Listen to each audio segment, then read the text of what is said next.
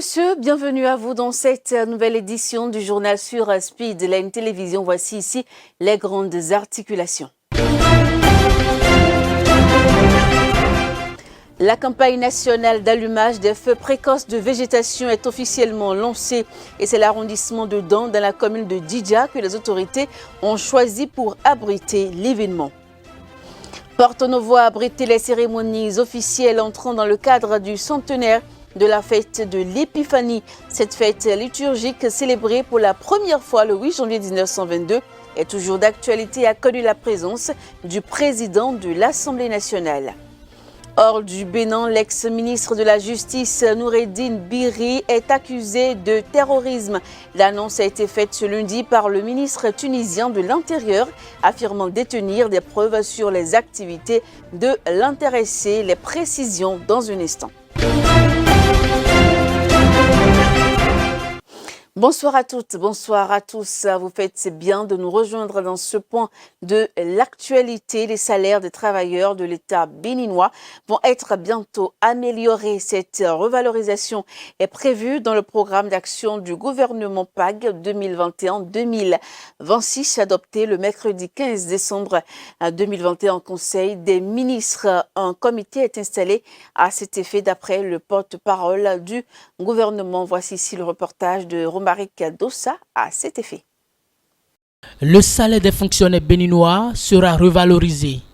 Inscrite dans le programme d'action du gouvernement 2021-2026, cette revalorisation salariale des fonctionnaires sera effective au cours de l'année 2022, selon le président Patrice Talon. Pour ma part, la mise en œuvre du programme d'action du gouvernement 2021-2026 que nous venons d'approuver obéira au même sens de la méthode, de l'organisation et de la rigueur, de sorte qu'avec le travail mieux fait et le sérieux de chacun, 2022 soit meilleur que 2021. C'est dans cette lancée qu'en 2022, nous allons relever les salaires des travailleurs, autant que nous investirons dans divers secteurs productifs pour créer davantage d'emplois et de richesses au profit de tous. Un comité ministériel est donc installé pour travailler sur cette revalorisation.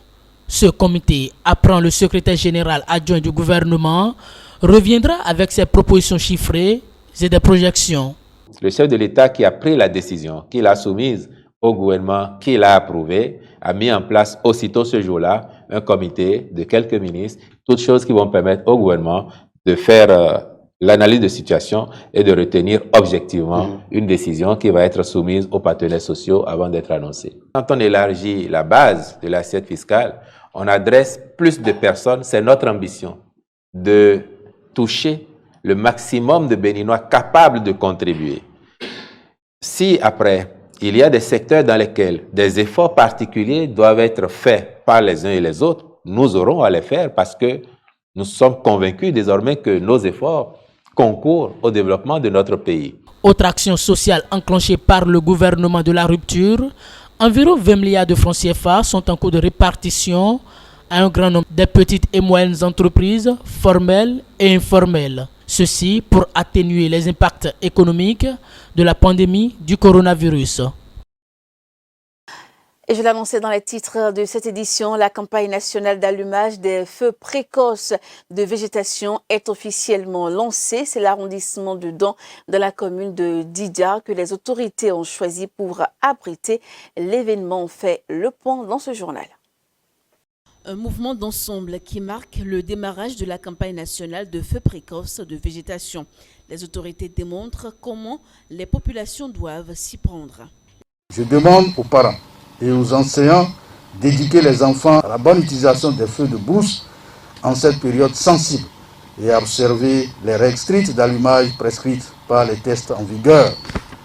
Cet appel va également à l'endroit des fumeurs qui doivent également éteindre complètement leurs mégots avant de les jeter.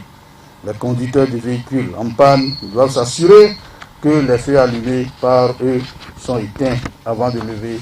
Les feux précoces en question protègent les ressources forestières. Ils préservent également les champs et les cultures qui sont une source de revenus pour la population. C'est donc pour limiter les dégâts liés aux feux tardifs que l'État prend l'engagement d'accompagner les populations à travers une campagne périodique. Au nom du président de la République, chef de l'État, chef de gouvernement, son Excellence, M. Patrice Talon, tous les acteurs de la gestion des ressources naturelles, à procéder dès à présent à l'ouverture des pare-feux autour de leurs champs, des plantations, des forêts, des habitations et autres infrastructures ou ressources vulnérables, puis à l'allumage des feux précoces pour éviter les risques potentiels de propagation fâcheuse des éventuels feux tardifs. Aussi est-il indiqué des périodes où la population peut sacrifier à la tradition. Porto Novo, la capitale, a abrité les cérémonies officielles entrant dans le cadre du centenaire de la fête de l'Épiphanie. Et cette fête liturgique est célébrée pour la première fois le 8 janvier 1922 est toujours d'actualité. L'édition 2022, qui est celle des 100 ans, a été célébrée ce 2 janvier et a connu la présence du président de l'Assemblée nationale, Louis Vlavono. Voici ici les images. Le 8 janvier 1922, Porto Novo célébrait pour la première fois l'Épiphanie inculturée. L'idée est du père Francis Opierre, prêtre de la Société des missions africaines, qui a rencontré l'assentiment du roi Zounon Menji. 100 ans après, ce 2 janvier 2022, cette fête liturgique se célèbre toujours et le président de l'Assemblée nationale assiste aux manifestations du centenaire.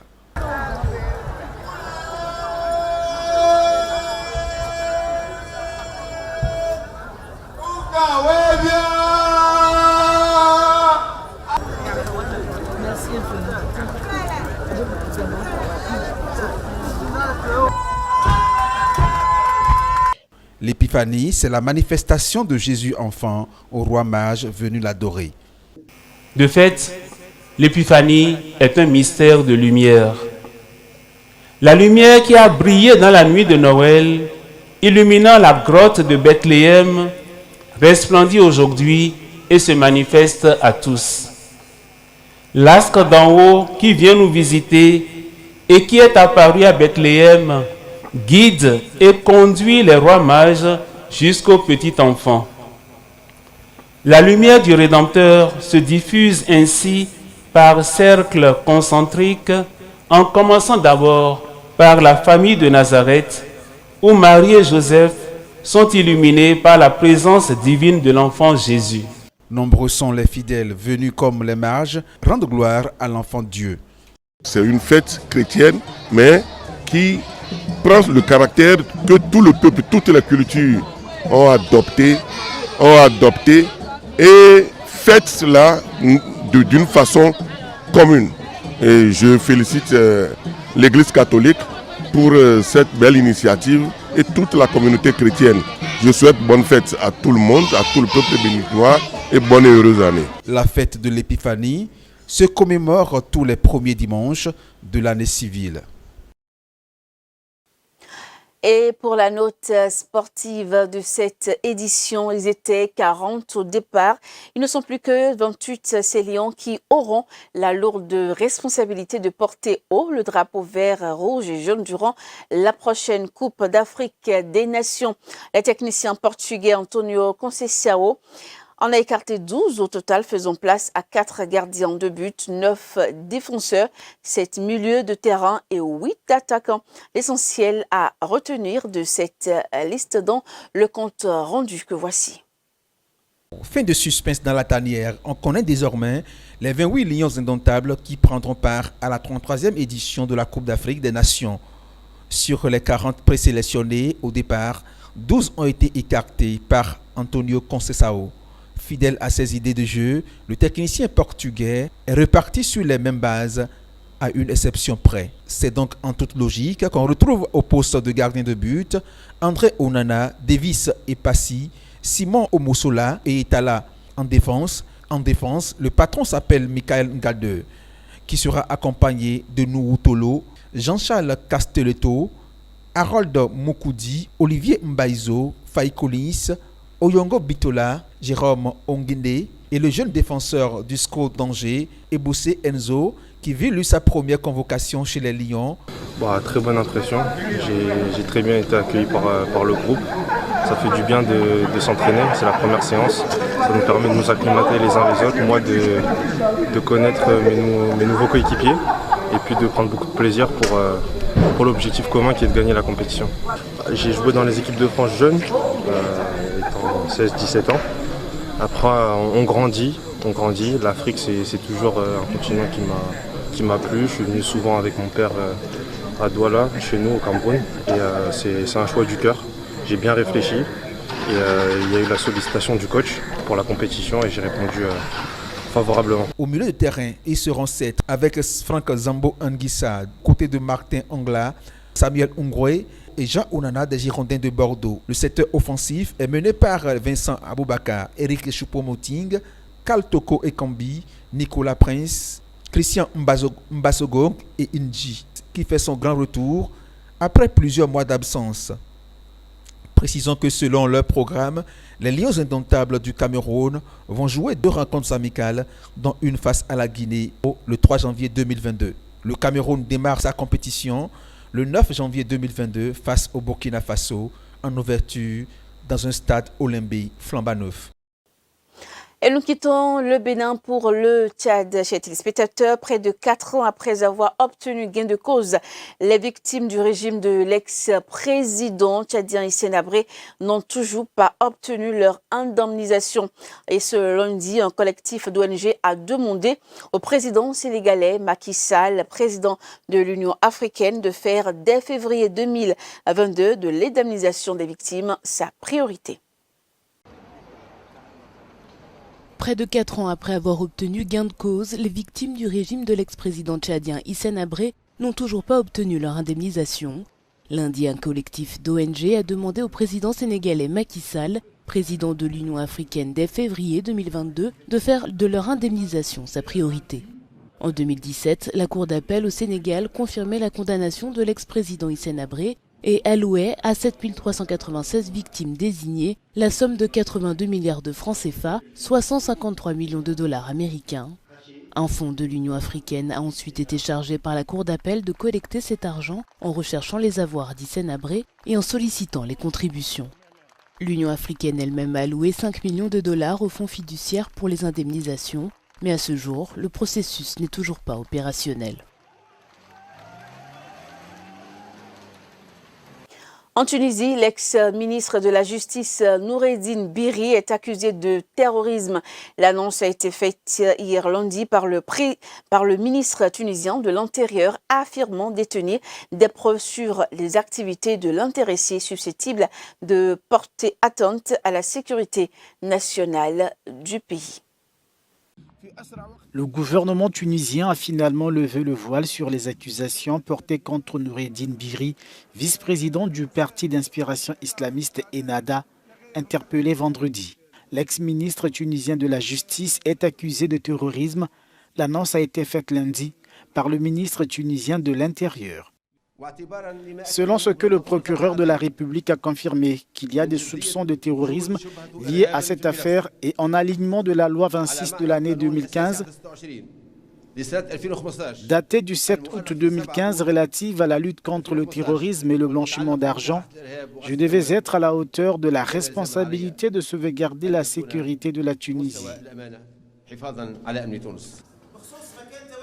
Le vice-président d'Ennahda observe depuis une grève de la faim et refuse de prendre ses médicaments, provoquant la dégradation de son état de santé selon ses avocats.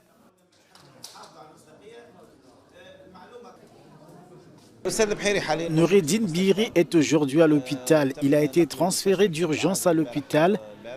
Il est en soins intensifs à l'hôpital Habib Bougafta, dans la ville de Bizerte. Ce que nous savons, c'est qu'il a entamé une grève de la faim. Il ne mange pas, ne boit pas et ne prend pas ses médicaments. Son état est préoccupant. Nous n'avons pas d'autres informations. Selon son avocat, Noureddine Bihri souffrirait de plusieurs maladies chroniques, dont le diabète et l'hypertension. La situation politique reste tendue en Tunisie depuis la confiscation des pouvoirs par le président Kais Saied le 25 juillet. toujours sur le continent, nous allons faire un tour en Mauritanie où l'ancien chef d'État Mohamed Ould Abdel Aziz a subi une opération de cathétérisme cardiaque avec succès. Ceci fait suite à un malaise qu'il a eu jeudi dernier. Il est tombé en disgrâce et inculpé en mars dernier. Il a été écroué suite à son arrestation qui intervient alors qu'il refusait d'obéir ces derniers jours à une injonction qui l'obligeait à se présenter à la police. Les détails dans ce reportage. L'ancien président mauritanien Mohamed Ould Abdel Aziz a subi samedi soir une opération de cathétérisme cardiaque réussie à l'hôpital de cardiologie de Nouakchott. Cette opération a permis d'élargir ses veines afin d'améliorer la circulation du sang dans son corps. Il avait été admis à l'hôpital militaire jeudi pour des soins intensifs après un malaise.